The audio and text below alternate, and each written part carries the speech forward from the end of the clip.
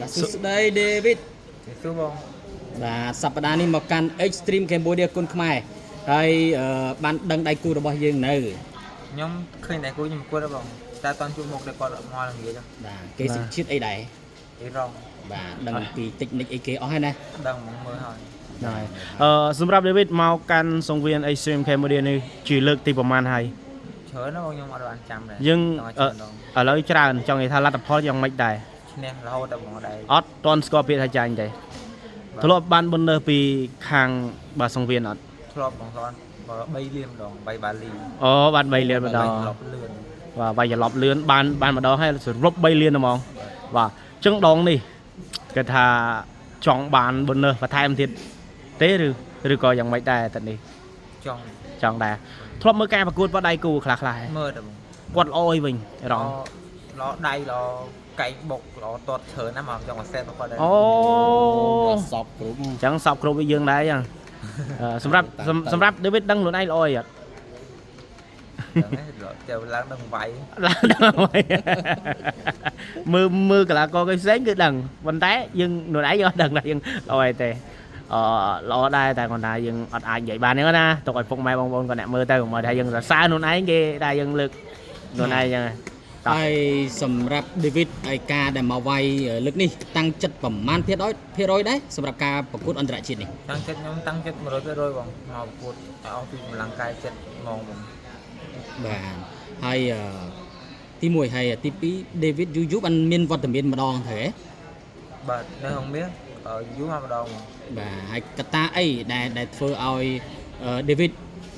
មានគេហៅថាទឹកចិត្តតាំងចិត្តថា 100% នឹងវាអស់ពីសមត្ថភាពនៅពេលដែលមកចន់សៃវៀន Extreme កត្តាអីខ្លះដែល David មើលឃើញថាមកទីនេះហើយចង់បញ្ចេញសមត្ថភាពឲ្យអស់ពីខ្លួនតែយើងមកវាយមកប្រកួតគឺមកប្រកួតឲ្យអស់ពីសមត្ថភាពហ្មងអញ្ចឹងគាត់តាំងចិត្តមកប្រកួតហ្មងចាញ់គ្នាអត់សំខាន់ទេបាទសំខាន់គឺដឹងតែអស់ពីសមត្ថភាពហ្នឹងហើយខ្ញុំទៅគ្រាន់ការប្រកួតរបស់ David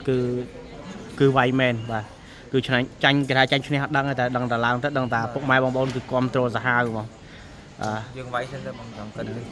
នឹងហើយ David King មួយរយៈចុងក្រោយមើលទៅគេថារូបរាងសាច់ឈាមដូចមកដូចកាលពីមុនវិញហើយ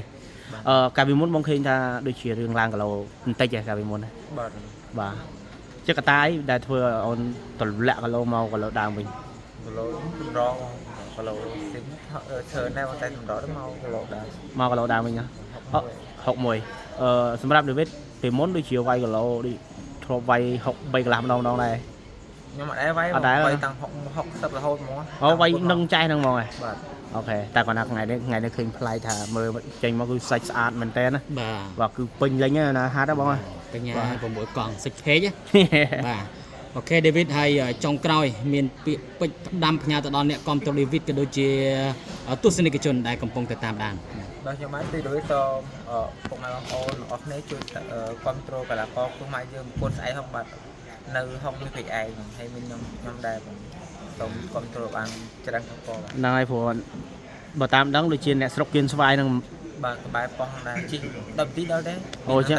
បាទអញ្ចឹងសបោហ្វេនអីចឹងចាវាយនៅក្នុងទឹកដីអីបាទវាយភូមិយើងហើយពីសួរពីមុនដែរវាយតាមភូមិអីអត់ទេ